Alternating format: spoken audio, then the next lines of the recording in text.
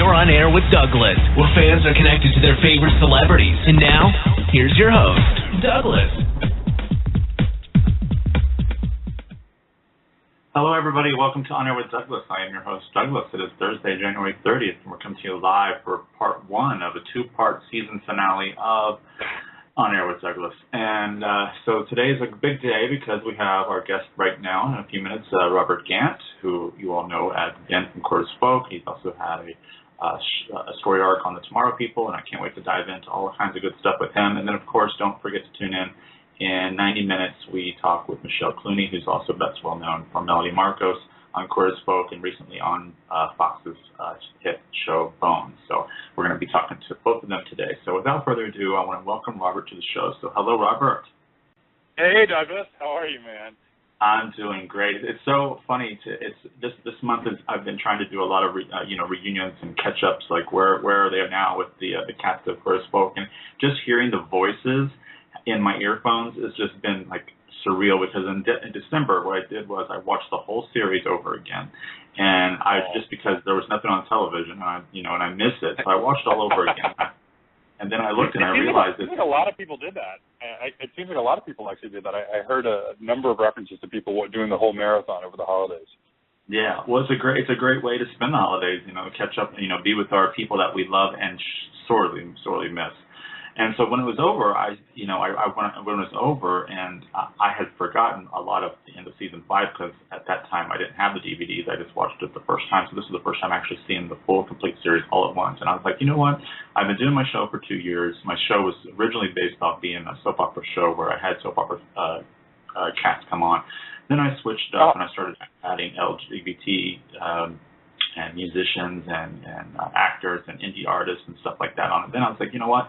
It's been 14 years since the premiere of Quarter Spoke. Let me just reach out to the guys and gals and see who I can get to come on. And I've been blessed to have been able to have Gail, Scott, Ryan, Michelle tonight, and you. And I'm working on Peter and Sherry Miller, who played Jennifer Taylor, and hopefully try to get Randy and Sharon too somehow. So I've been working hard to get everybody. So thank you for being here.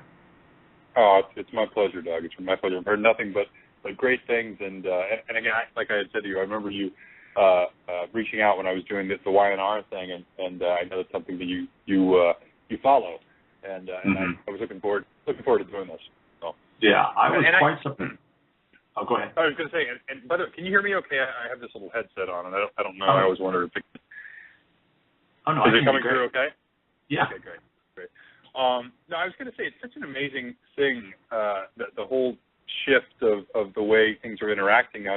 There was a time when we didn't have the kind of connection and fan interaction that we have now, and it's a fascinating thing to adjust to, and I really am digging it. At first, when the whole Twitter thing was sort of starting, it seemed so foreign to those of us who've kind of been around. I guess to all of us really, but for folks who are kind of just digging into the acting realm, it seems like, oh, this is the way it is. This is the way we communicated, and it's a very cool thing, because, all of this is an offshoot of the stage, right? And there is a real connectedness in that experience. And then, when television and film happened, there was sort of this separation. And in a way, it's kind of bringing us back full circle. So I'm finding this whole time very, very fascinating right now and very cool. Yeah. But that's really something. Oh, of course, and just imagine if we had social media, back, in 2000, if we would have had Twitter back then, how amazing it would have been for you guys on Quarter Spoke to be able to interact with the fans live, each season. Oh my gosh, it would have been amazing. It's so funny because I remember when partway through, like the boards kind of really started up, all the message boards, and that was such a thing. But there wasn't really much, the fans were getting to connect with each other. But we weren't really having much opportunity, to connect with them other than in the very traditional, forms. And so, yeah, I thought about that, how amazing, that would have been. But it is interesting because some people do continue to discover the show for the first time, around the world. We really got a sense of that when we were in Germany. And so I think there is a version of that happening where we are connecting with fans who are discovering the show in different parts of the world, places where it's becoming legal, maybe, and able to be seen even. As we know, that's not the case everywhere. Yeah. But yeah. But yeah, here we are. And here we are, and when I decided to start my show, it was just, I thought, well, I'm just going to start this little show. We'll talk about soaps. It'd be no big deal. And I had no idea. 2 years later, I've had 300 celebrity guests, and 2.2 million people have listened to my show. And I was like, wow. I really am making a lot of people's dreams come true. To be able to catch up with people that they love, and I have fans that call in and talk to the guests, when they want, and it's just been really cool that all this has been done by Twitter and Facebook, and so it's a blessing, but it's also a curse, because for some of us, we get the negative tweets and the hateful tweets, and for example, people who are actors, they forget that they're the actor and not the character, and they bash people, and it's just so it's a good and it's a bad. But luckily for me, I booked almost everybody through Twitter, so I appreciate that as well. Right, you're right. There is always a flip side to these things, because everyone handles communication differently, and some people are, it's an easier flow, and there's just a lot of versions of interacting that way. So you're right. There's kind of both sides. Yeah. Now you've had quite a career. You just didn't pop out of nowhere. Excuse me. You didn't pop out of nowhere when Chorus Folk came, because I remember you on some of my favorite shows, and two in particular were Melrose Place and Friends. And I remember you on Friends. That episode was so fun, and for those out there who don't remember, it's called the one with Ross's Sting, and that was such a hysterical episode, and I watched that show over and over, because it's just one of the brilliant sitcoms of all time. But what was it like working on that set with such a fantastic cast? Well, I appreciate you kind of talking about I appreciate it and don't appreciate you talking about the longevity of it all. But I really do, because I'm really grateful. I was just actually sharing with, talking today with some of my reps about the fact that this month, I can't believe I'm saying this out loud, marks 20 years of being a full-time actor. And wow. And it's just mind-boggling to me, this whole journey since I first came to LA and left my law firm and took the leap. And, I had done commercials as a kid and all that sort of thing. And I joined SAG when I was a kid, but I was kind of terrified of that whole journey, and I've been terrified plenty of times along the way, because that's the nature of this thing, as opposed to a career where, there's more certainty or stability. This is a pretty wild and unpredictable and adventurous ride, which can be beautiful and amazing and terrifying, and all of the above, which is, I guess, one of the reasons to take the ride. But but going back to, and so along the way, there have been these various hallmarks, these moments, and that were kind of little turning points, and I was doing some good consistent work. Actually, I remember my very first job, my very first speaking line was on the first episode of Ellen. I say it was the first episode that had become called Ellen. She had done 6 episodes called These Friends of Mine. So ironically, my first speaking role on a show was with her. But fast forward to getting that call saying that, did you want to go work on this little show called Friends? And it was one of those moments. I remember sharing with my friends at the time, like, wow, this is one of those kind of little moments that feels like a little turn in this journey that you're having. And it was incredible. The energy on that set was unbelievable. It was really cool, being upstairs and all the folks in their dressing rooms and the way that their rooms were very distinguished from one another personality-wise. And Jennifer was super cool. I remember I was working on a project that was kind of connected to the guy that she was seeing at the time, Kate Donovan, and it was an amazing experience. It really was. It just you got the sense of the stakes though of what was happening, because it was, that was just it was a mega hit, and you felt that pressure, but also the excitement, and all of the above. And Lisa was a doll. I actually ran into her at the hardware store not long ago. That's one of the things that happens in LA. You run into people everywhere, and we had a really sweet moment of kind of connecting, but that was a good one. For many years after, one of the writer co-execs on the show, who actually I think wrote the episode, said, that was one of our model examples of kind of guy casting or something like that, because Matt Battaglia did the other part, and I think the chemistry worked out well for them, I guess, in terms of what they wanted to achieve. But it was a fun one.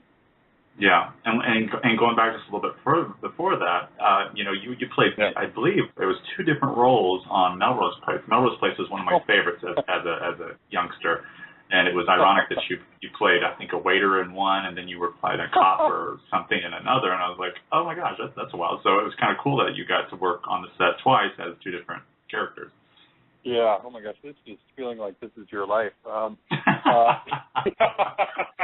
Yeah. So the Melrose Place was I think that was the first one. Was I think my second speaking role in a show, and it was 3 lines as the room service waiter, you know. And then I like a couple seasons later, I came back and I played the park ranger. That was a really great time. Who killed Patrick Muldoon's character? I shot Patrick Muldoon's character. Yeah. Who was like, damn you, handball. Yes. I know, that's right. But what's funny is he's another one I just ran into the grocery store not that long ago. So it was kind of bizarre. We were just like chatting for 20 minutes at the Ralph's. So there you have it. Again, awesome. The craziness of LA. Yeah, and you mentioned a little bit ago Young and the Restless, and I'm a huge fan of Young and the Restless. Everybody that listens to my show, I started my show based on being a fanatic of Young and the Restless. And when the late Jeannie Cooper passed away, there was these scenes that were going to be, unfortunately, had to be seen, which was the reading of the will, and in comes Robert Gant, and I was like, holy smokes, there's Ben, because for many years, we all think of you as Ben. And I was like, oh my God, there's Robert's here, and I was like, and you were reading the will and having some kind of snark with Jess Walton, who plays Jill, and it was just fantastic. And a lot of fans, on Twitter, I don't know if you've heard them or read them, but a lot of people are really hoping that Mitchell Sherman's son, who's played by you, comes back, because you could bring some fun to that show. You'd be a lot of fun on that. Well, I got to be honest. I think it would be a blast, and one, it was an honor to take over for the actor who I guess had been my character's father in that show for about 20 years, and I think some people felt a little, were like, well, where is Mitchell Sherman? But he the actor retired, and so that was really all that there was to it, and they decided, well, why don't we give him a son, who has continued to practice, and so that was a real honor to get to do. Also, though, it's funny because for just shy of 20 years, I remember having an opportunity to go to New York and do a soap when I first started out, and I didn't take that path, and I always thought, gosh, it was one of those little bucket list things to go and work on a soap and on daytime, and I loved it. It was really a blast. First of all, the people were fantastic. All the actors just couldn't have been better, and it was a cool opportunity because they were sort of all coming together for a moment, and also because it was a moment to signify the life and the work of a woman who's been doing this for 40 years, and and I felt grateful to get to sort of in a way be her mouthpiece. It was sort of it was a very cool little moment, from the grave, that she was still kind of reaching out and controlling things a little bit, and deciding how things were going to be shaped, and but that was a special thing to get to participate in. Well, let me tell you, Jess's character is still looking and following that damn music box everywhere, trying to figure out what the hell it means. So it's still going on. Maybe the writers are trying to figure it out. I don't know. But that was very cool. And who knows? I think it would be really fun to play more. I thought it was a great bunch, and I have to admit, the very first take, because I've never had an experience like that where it just moves so quickly, and which was cool, and you can clearly get into the rhythm of that. But the very first take, I thought, holy smoke, he literally just blocked this thing. Thank goodness I'm really prepared. So it was a fantastic experience.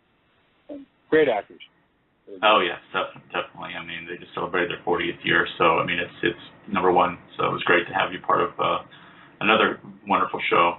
And I'm just I have to go back and play some more. That would really be fun. Yeah, because you're your on-screen character's father was part of Catherine's legacy for so many years.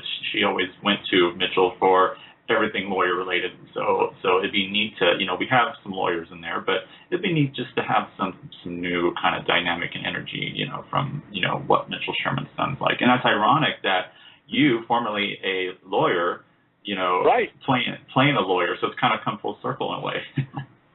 Well, what's really bizarre about that, and I kind of don't want to admit it. I mean, in 20 years, that was the first time that I played an attorney, and that's actually the thing that it seems like the most natural thing in the world because I know that language so well. It's what I come from. I the law school thing back in D.C. and all of it, and yet that's why it was that actually was one of the other reasons is that was really a treat. To get to suit up and be an attorney finally and maybe make my law degree worthwhile. A little bit. Yeah. No regrets whatsoever about that. Yeah, definitely. Well, the path is always, shaped for us, and you definitely have been very successful in this path. Had you stayed a lawyer, who knows where your life would have been? Life would have been totally different. You've had so many experiences in the last 20 years. I would have been bored to death. No question. I would have been. It's a great profession if it's your profession, and it wasn't really my calling. I think I was going toward it for not the right reasons. And, we're glad you went this path because we would never be able to see the most beautiful, talented actor, one of the most beautiful, talented actors in Hollywood. So thank you for coming this way. Thanks, Douglas. That's very, very gracious of you to say. Thank you. Now, another huge, big director in Hollywood is Ryan Murphy, and I'm a huge fan of Ryan Murphy. He did he does the current American Horror Story, he does Glee, and he did a little cult show that only lasted 2 seasons called Popular, and you played the principal in that. And that, oh my God, that is such a great show. I wish it would have lasted. I wish they would even bring it back because I think it was kind of ahead of its time. I think always anything Ryan does is ahead of its time because that was so fun. It was like Mean Girls, and it was just a lot of fun. So what was it like working, being part of that show and on most of the season? I love Ryan. I used to tell him, I'm like, God, if they could just bottle that stuff that's up in your brain. I mean, you could make a mint, but I guess he sort of has been doing that. But this was back before he created all this stuff, and they started to make a mint, or really make use of the stuff that's up in his brain, which is just incredible.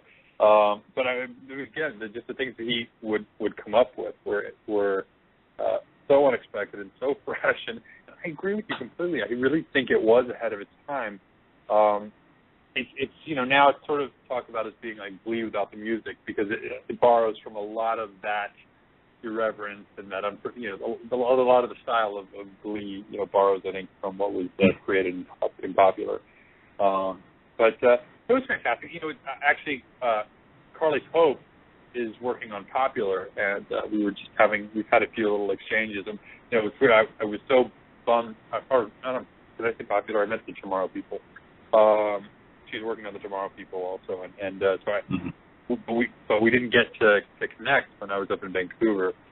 Although when I was on my flight up, you remember Chris Gorham, who played one of the lead guys on the show? Oh, yeah. Popular. Mm-hmm.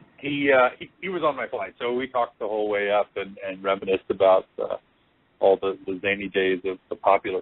Actually, I remember being in Ryan's first scene as a director. It was the gal who played Mary Cherry and Tammy.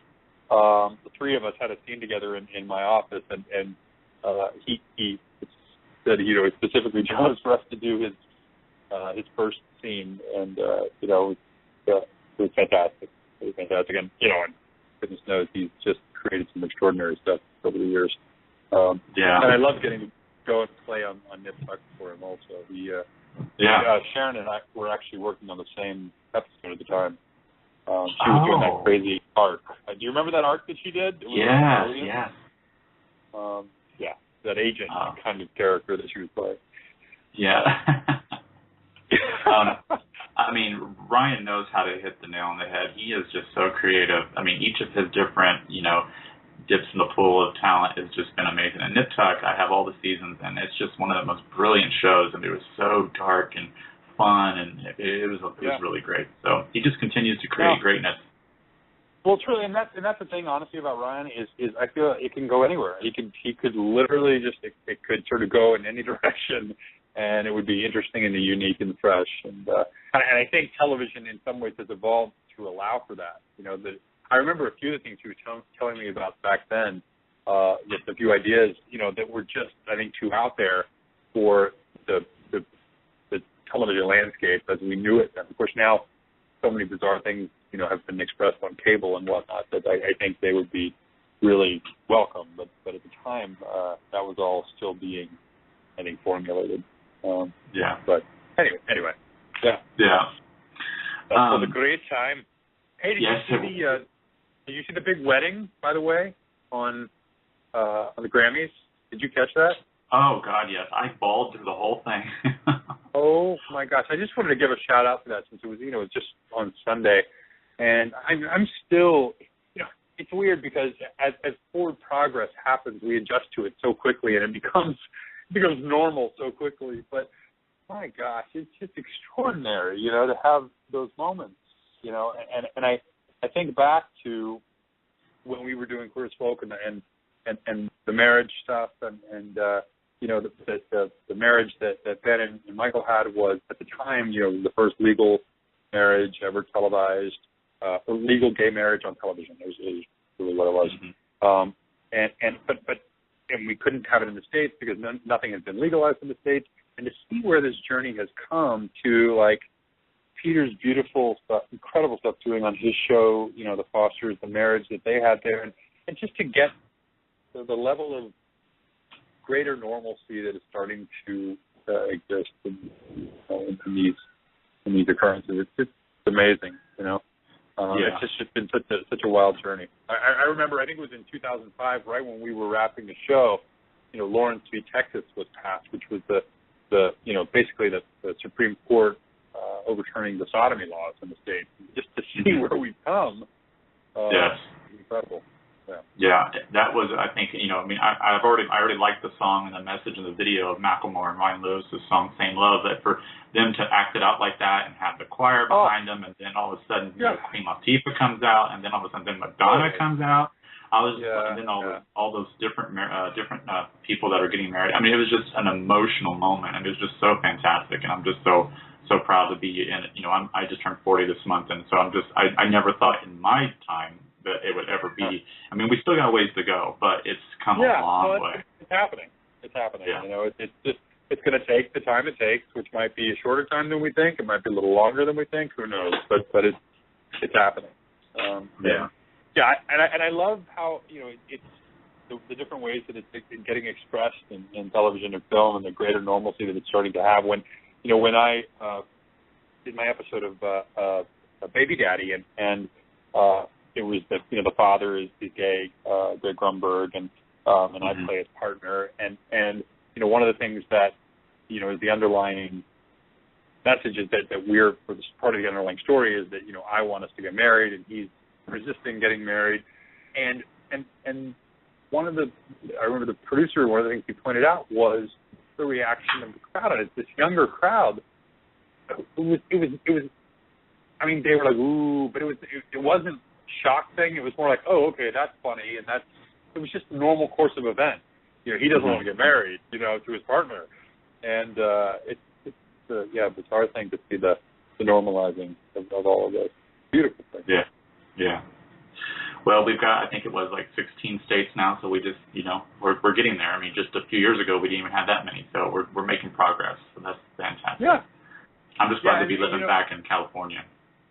And hey, look, I mean, obviously, as you say, there is a long way to go, and there is a tremendous amount of challenge and suffering in the world in relation to people's ability to be free and express themselves and to express fully sexually. And, you know, obviously we know plenty of really horrific examples. And quite honestly, there was a huge backlash from Sunday's event, you know, and some of the messaging that went out, you know, opposing it was so so vitriolic and angry, and yet I feel like that's amazing. Like I'm like, bring it on, bring it out from underneath, from behind the curtain, from under the rug, and let's really deal with it, because I think that's ultimately just what's got to happen. It's really got to be brought out so we can really see what's going on and do something about it. I think it's been in hiding for so much of it, and continues to be, but it's all good. It's all a process. One of the Twitter questions, before we get into the Tomorrow People and Queer Spoke, one of the Twitter questions comes from, I think I always mess up her name when she has questions for you, the crew of QAF, but I'm just going to say Suka. She said, Billy's dad is a fudge packer was hilarious. Whose idea was to do that? Well, there's a great organization here called Power Up, and they basically help promote women in film and media, and just a terrific organization. And they they have this contest every year. I'm not sure where the program is now, but where they would do these shorts, and and there are many submissions, and just a few selected, and one of them that they selected was Billy's dad, and they sent it to me to read, and I thought this is so fresh and so original and kind of genius, and I love all of the old black and white kind of stuff, and very shades of Leave It to Beaver, and the irreverence against that backdrop was just something I hadn't seen, and so that was a blast. Yeah. Now, is that available to be seen? Because there's fans that are asking me now on Twitter, is that available? Do you know if that's anywhere to be seen? I feel like it is. I feel like I Googled it at one point, or somebody sent me a link, and it's out there somewhere. Okay. Out there somewhere. Somewhere out there. Out there. I got it back. But, I think it is. Oh, okay. Yeah, well, if I find it, you guys that are listening, I'll tweet it out to you. I like those. Sorry, there's a slight delay on the line, so I think we keep getting hooked up, and there's just like a second delay. So. Oh, okay. What were you going to say? I was going to say that I wasn't around in the early 50s, but those social films that they made back then, were so now watching them, they were so hysterical. So I can't wait to see this short film, just to see what how they did with it. Well, that's a good comparison. It's very like the old duck and cover stuff. Mm-hmm. A lot of those safety films. But you'll get a kick out of it. I think it definitely stands the test of time. The irreverence in it. You should check it out. Well, this season I have been watching a brand new show called The Tomorrow People on the CW, and I was very surprised when I saw your character Peter sitting at the desk at the chair with the lead character's mom, and you turned around and you had this kind of mysterious kind of face and question, and I was like, okay, what's this going to be like? So I'm really excited to see where this goes. I mean, you've been on twice now, so are we going to? Without spoiling anything, but will we see a little bit more of Peter? I'm not sure where there were several things mentioned about possibilities, but I honestly at this I have no idea. I do have some ideas where the story's heading. I think folks should definitely tune in, because it gets really good. It's already really good, but that's been an amazing one to work on. I love Sarah Clark. She's just fantastic. I was appreciated her from her 24 days, and I know that she played Kristen's mom in the Twilight movies, and interesting sidebar about the stuff from last night's episode. All the stuff in the forest, that was all the Twilight stuff was shot in that same area where we were working, and so it was really interesting because it did have kind of a magical quality about it. Those forests were stunning, really stunning, and so those sweeping vistas and something about the trees there, but awesome show to work on. The cast is fantastic. Robbie Amell, I can't say enough great things. I mean, he can certainly play the dark stuff and all, but he's just a terrific guy. Really terrific. Cool, very down to earth. Just a decent guy. Great actor. Yeah, and I think they're doing a great job with the storyline. I think it's they're really keeping it. I'm being a little cautious with my words because I'm thinking, what can I say and what can I not say? So, but they're doing a really great job with helping to misdirect as to who is what and who has what powers and all that kind of stuff. Yeah, it's fun, I love good sci-fi type shows, and when they're good, and when they're great, they're even better. And this is one that I'm hoping, and I haven't heard yet. I'm hoping it's picked up for a second season because it's unique, it's different. Every time I watch it, I just want to get up in my room and do what they do and just disappear and end up somewhere else. I sort of like when I was a kid. When I watched Wonder Woman, I used to spin around hoping I would turn into her. So it's sort of the same thing. I'm not going to say whether I did that as a kid or not, but I'm just going to leave it there. But I have a recollection. I can imagine someone doing that.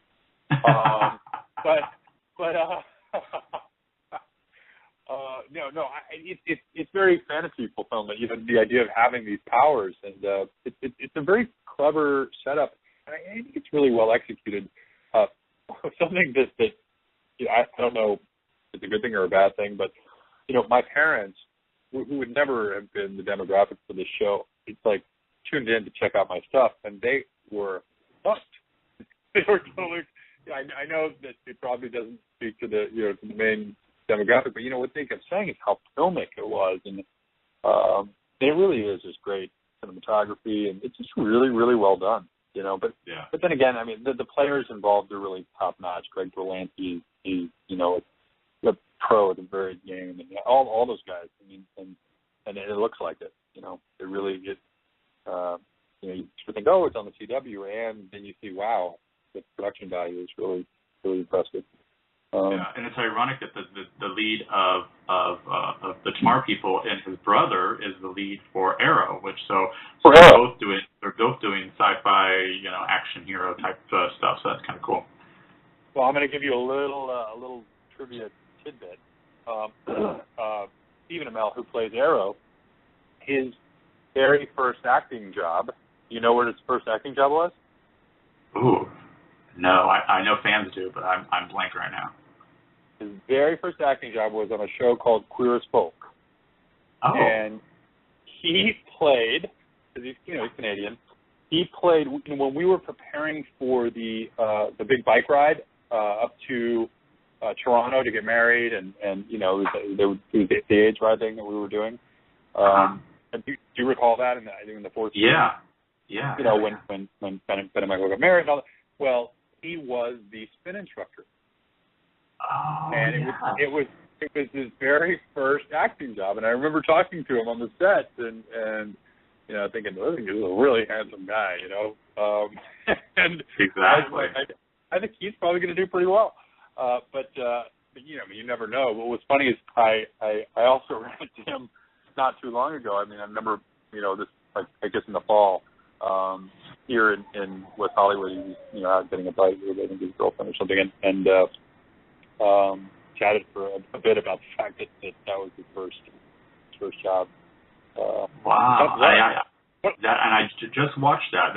Now that clicked, because when I was watching it, I remember thinking, well, he looks familiar, and not to put two together that's him. See, it's all like 6 degrees of Kevin Bacon. Everybody's related somehow. Isn't that bizarre? It really is. It's really bizarre. Well, I definitely had that feeling flying up to do the Tomorrow People. Also, it's kind of an interesting thing for those shows that shoot up in Vancouver. There are a lot of shows that shoot up there, and so you end up, with a bunch of other actors who are working on different shows. And this last time that I went up, Chris Gorham was on the flight, and Sarah Clark was on the flight. Emily Baraban was going up to work on. She works on what is the ABC show? storybook thing. Once Upon a Time. Yeah, Once Upon a Time. And I can't think of the other actress's name, but it's sort of this, speaking of that 6 Degrees thing, it's really kind of it's a fascinating thing to then trade stories. What's her name? Mira Sorvino was sitting next to me on the flight back on the other one, and we were chatting. I forget what the name of the show is that she works on up there. Something Skies. Yeah. But it's got one of those fun little bizarre things that occurs sometimes, like with the Vancouver clips.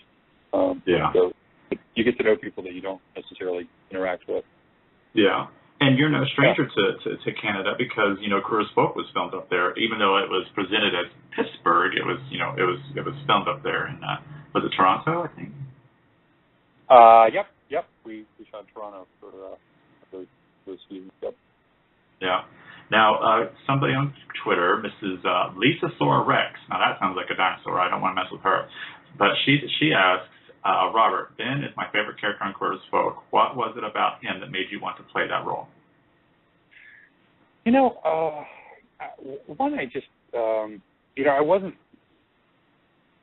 I heard a long time ago. Thank you, by the way. That was very persuasive to say. And well, one of the things that I heard a long time ago, the litmus test for knowing that you're in the right place is that you're both scared and excited at the same time. Mm-hmm. And I was certainly excited. I thought that the things about the character, I loved the description, and I've said this before, that he was just as comfortable in front of the classroom as he is on the dance floor. And as a guy who had done his turn at circuit parties and who was an English major and loved, literature, it was this bizarre blend of, and his spirituality. I felt I was really excited. Really excited. Also, I was excited because the show was already a hit, and these amazing actors are working on it, and and it was scary and irreverent because it was so envelope pushing, and and for me personally, honestly, I wasn't out as an actor at the time, and that was really scary. It meant a lot because it's truth. It's stuff that I want to express. It's a life that I knew and understood and really wanted to tell, and yet. It was a different time in terms of, it's so weird. We look at it now, and there's so many out actors, and it's kind of just, everyone was saying, "Oh, don't do it. That's the worst thing you could possibly do," and all that. It's just it's such a, there weren't a lot of role models. There were almost no role models for that too. Truly like a handful of out actors, and I remember Chad Allen was amazing, and when we're sitting and talking to him about that journey and coming out and just all of it. But there were so many things. The prospect of getting to work with those folks who were working on the show already and creating this extraordinary thing that was like nothing else that had existed. Even its British counterpart, which was an amazing production, it had its own flavor and its own quality. This production, was its own animal in a really beautiful, exciting, powerful way. And actually, I remember seeing one scene where Randy and Gail were kissing, and I just was so floored with the idea that part of my life was expressed on television and film in that way, and the prospect of having the opportunity to be a part of expressing that was, like I said, it was thrilling beyond measure and terrifying. Yeah, I can imagine. Because I knew it would mean finally confronting, the truth that I had, been hiding and directed to hide and advised, to hide. So it's an easy one. The show speaks for itself. Who wouldn't be a part of it? Honestly, although at the beginning, I guess plenty didn't.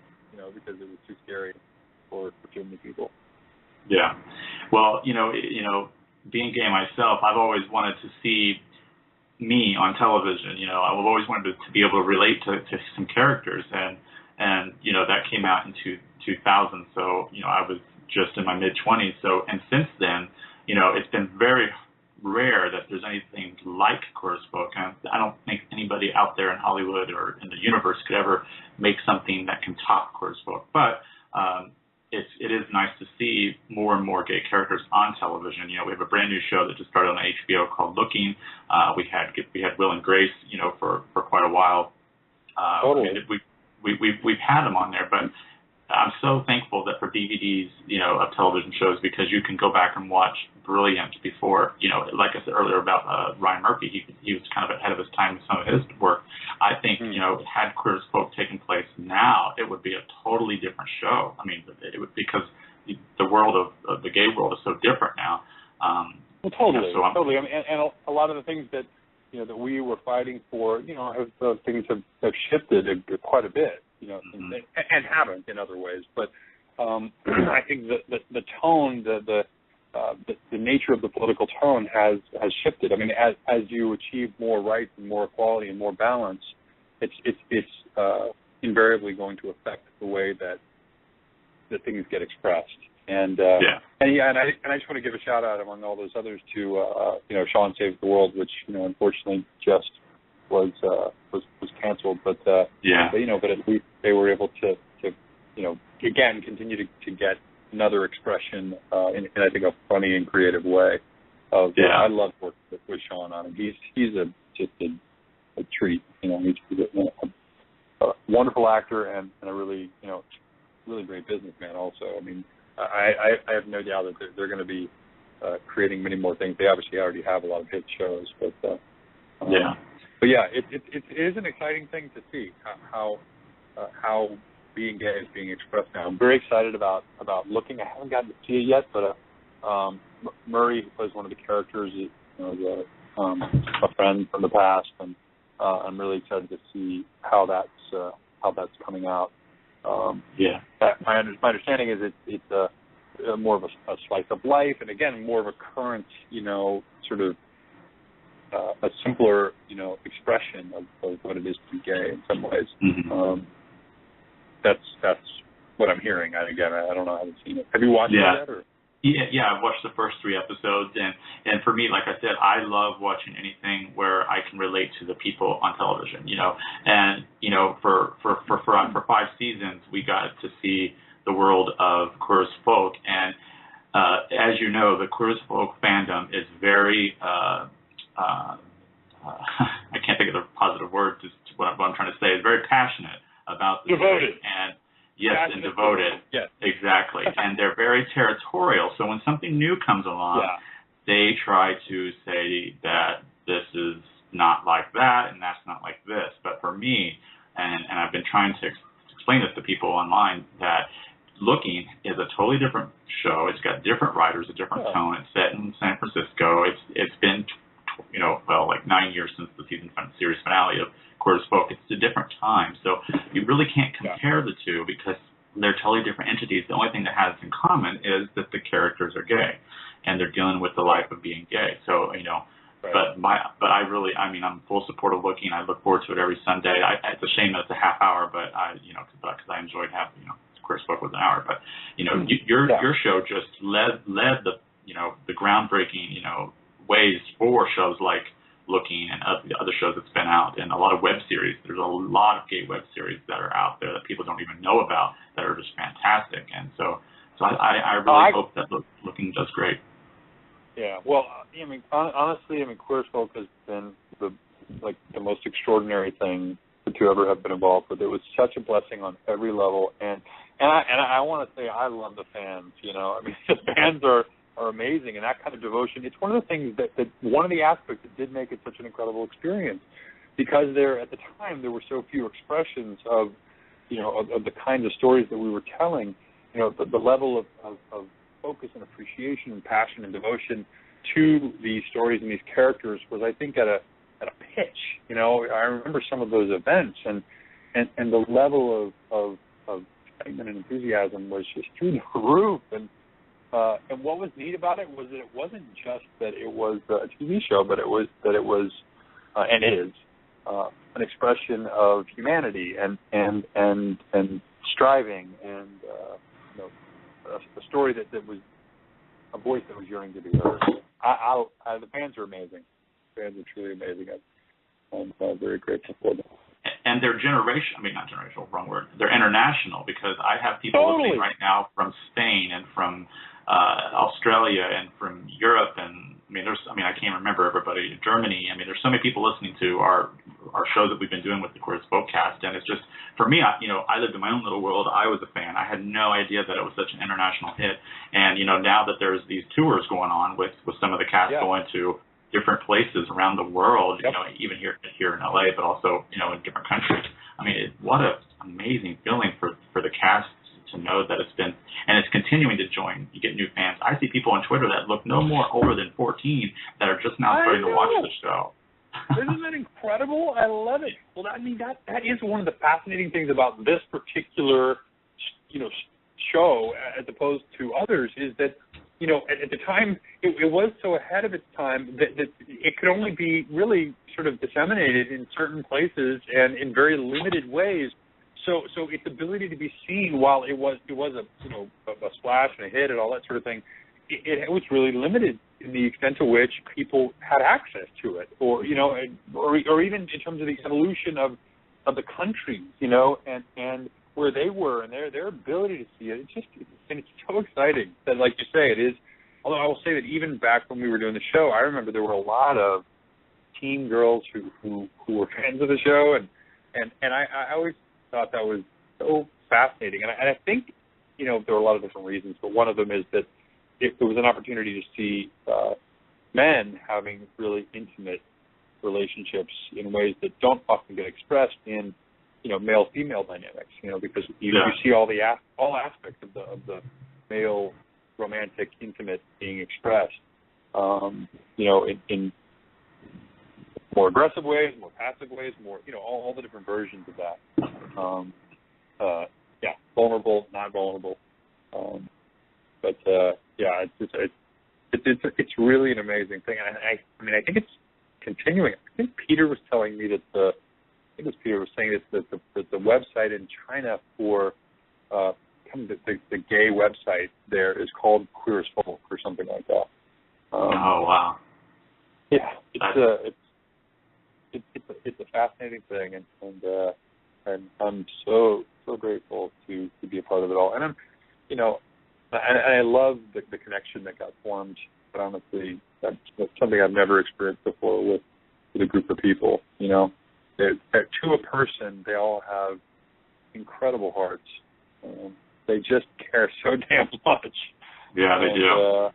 They really do. And that was the experience through the whole thing, was people who cared so much about the characters they were, engaged in, the stories they were telling, because it was just like nothing else that way. There was a level of investment that came, and connectedness to this kind of thing, because, again, it's been said so many times, but it was meaning so much to so many in so many different ways, in so many fresh ways, and I love that it continues to. Yeah. Now, put on your Ben hat for a second, and let me tell you, I totally felt the frustration with you, and I know everybody else did with Ben, with the relationship with Michael, always running to Brian's side every freaking episode. I was just like, Ben, slap the hell out of him. Tell him to stop it. As a character, it was frustrating to watch Ben. Ben's in there cooking, getting things ready for dinner, and then all of a sudden, bam! Anytime Brian calls, then Michael was out the door, and it was so frustrating for you. But you ended up getting married and lived happily ever after.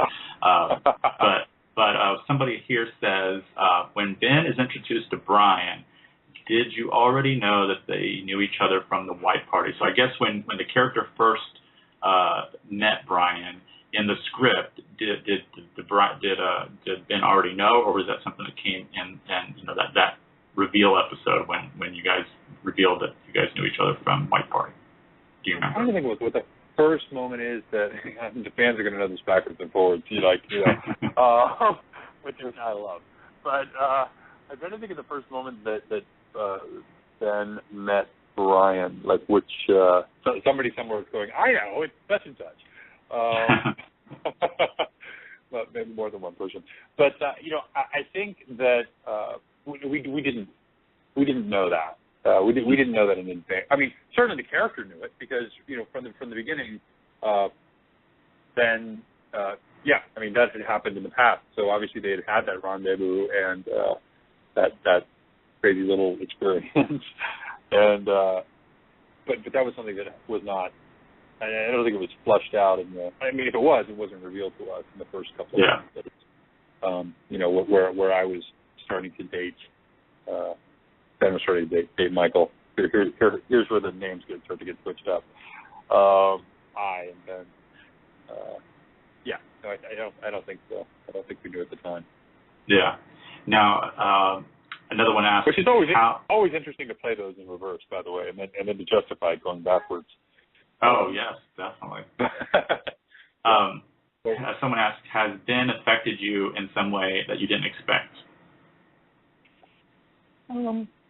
Yeah, I actually find with a lot of characters that there's a lot of life and art sort of flowing together, and I appreciated the spiritual path that he was on. In a way, it was dovetailing with my own, and in some ways, it kind of led my own. It informed mine. Definitely, I still have a strong desire for parenting, and so when it's just something that hasn't unfolded yet in my life, I would really like for it to.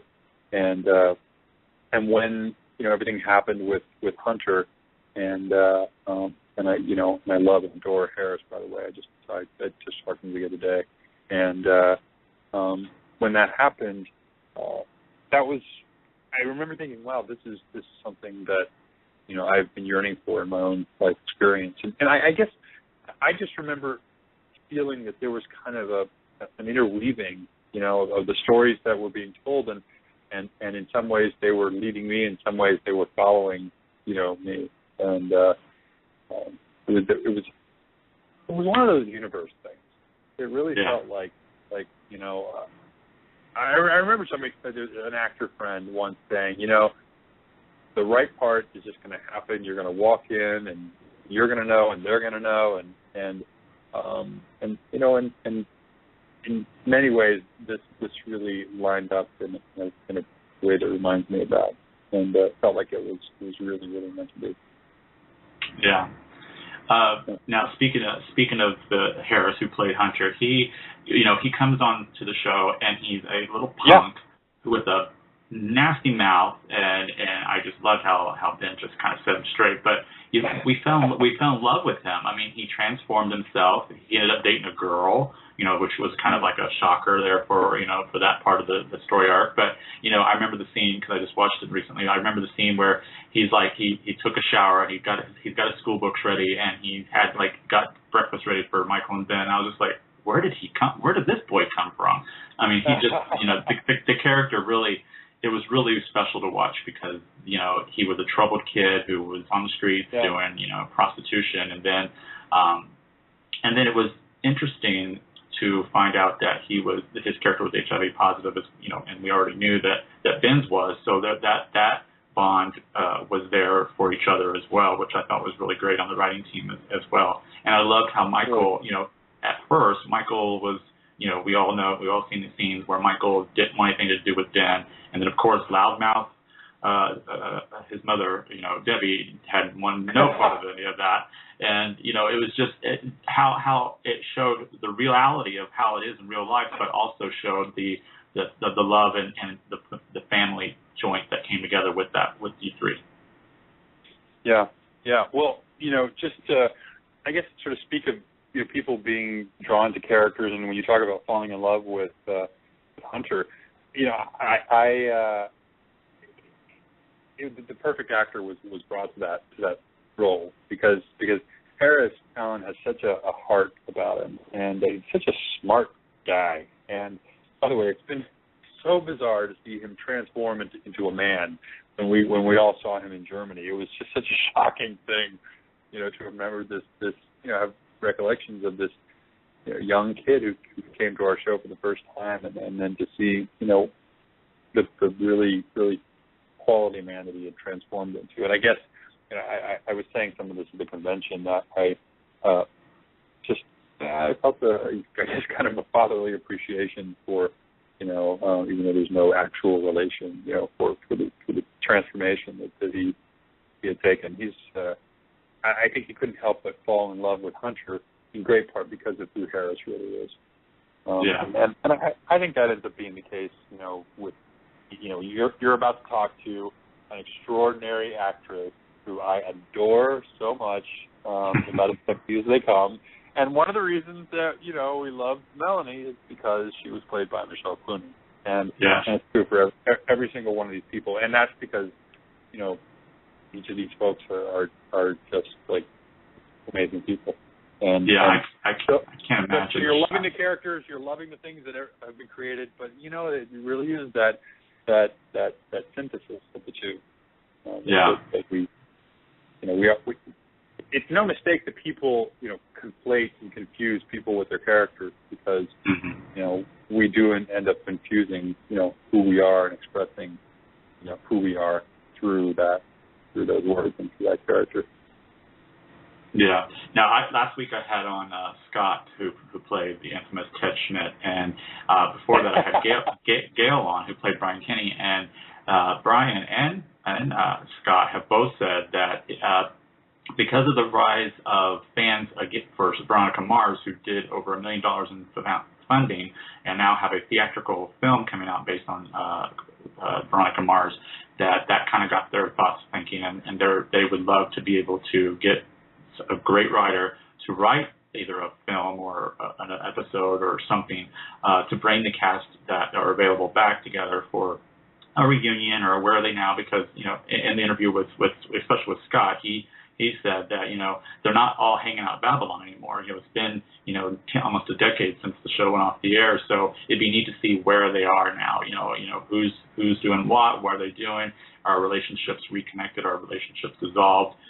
So I hope, and I told Scott that if they did a Kickstarter program, there's more fans worldwide for Queer as Folk than the fans, for Veronica Mars. So we would probably raise several $1 million to get this started, because I think it would be fantastic to see this, because I think if the cast is on board, and especially Gail, I was surprised by Gail because at one time there was an interview way back where he wasn't interested in going back into that world again, but now there's interest there. So it's kind of interesting to see how the fans made it happen for Veronica Mars, and I think the fans can definitely make it for a Queer as Folk movie. Yeah, well, I think it'd be a blast. I think there would be a lot of interest. I definitely do. And actually, after it was something we had done late last year. I can't remember now. But Scott and Michelle and I were having dinner afterward, and we got into the conversation about the whole Kickstarter concept of a QAF movie or whatever. Of course, there are a lot of rights issues involved, and who has the rights and who would allow for what, and but it only starts with it being explored. But I think it would be a blast. Yeah. Yeah. And I think it would be a blast. And this is a question I ask all of you that's been on. Where do you see Ben is right now? What do you think Ben's up to right now? Wow. Okay. I wish I'd had this one in advance. I would have thought of something. I'm sorry, I just thought about it. What in the world would he be doing now? Well, I think he would definitely. I think his family would have expanded. I bet he would have had another kid. Mm-hmm. And probably Hunter would be involved in their lives, and probably would have been a part of raising the kid. But what would I be doing? That's a really good question. You know what I think? That's a really good thing for the writers to explore in this little QAF movie. Yeah, that sounds good. I just want to.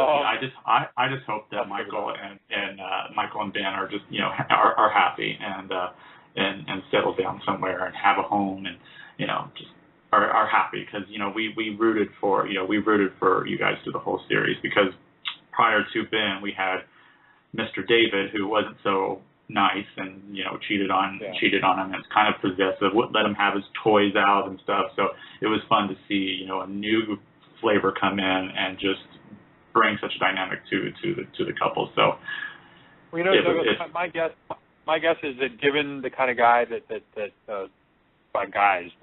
Ben and Michael are, that they would very much be going deeper into the relationship and exploring all the twists and turns of family life, and it'd probably be in some ways, maybe shades of the Fosters, or but whatever, be their own version.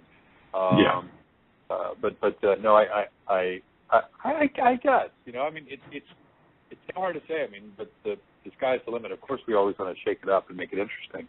Of course, you can't be boring or there's no drama. that's you got to have all the unexpected twists and turns of life. And I think there could be some juicy ones. I definitely don't want to see anybody hanging out in Babylon. Everyone's past their 20s now.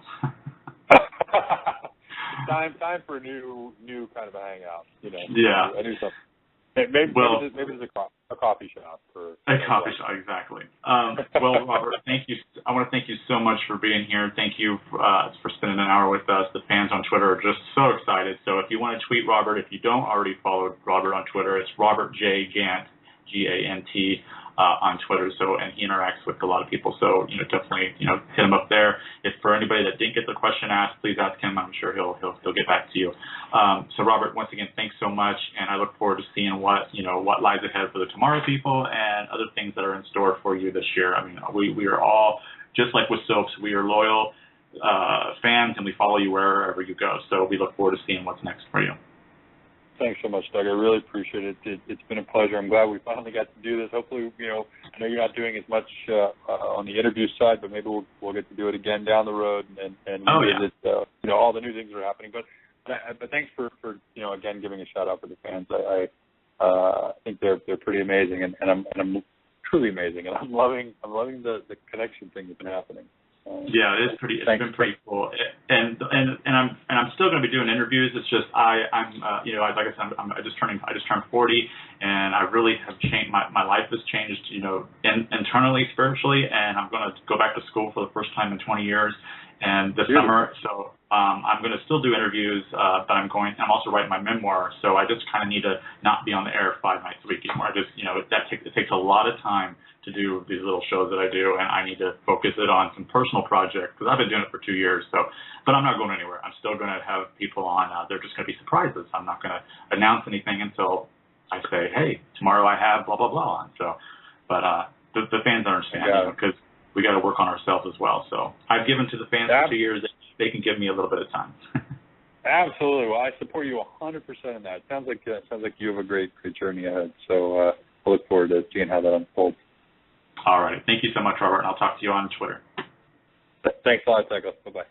Bye. All right, everybody. Thank you so much for tuning in. We will be back in about 27 minutes with Michelle Clooney. So with that being said, here you go. 2, 3, 4, 1, 2, 3, 4, 5, 6, take it, dude!